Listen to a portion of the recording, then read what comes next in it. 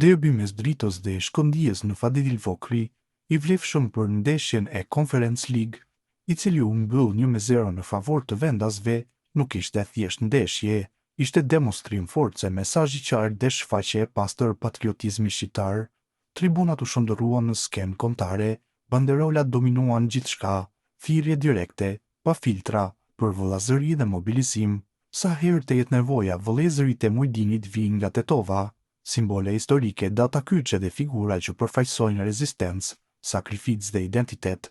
Ngjyrat kuqezi shqipojnë dy krenare dhe mesazhet e shkruara me dorë nuk ishin dekor, ishin deklarat.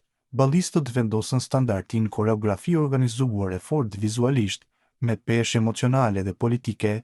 Çdo bankart fliste për një histori që nuk harrohet dhe për një komb që nuk negocion me kujtesën. Në fush, Drita e vullosi mesazhin me fitoren 1-0, goli minutës së 20 dha kuptim edhe më të fortë atmosferës.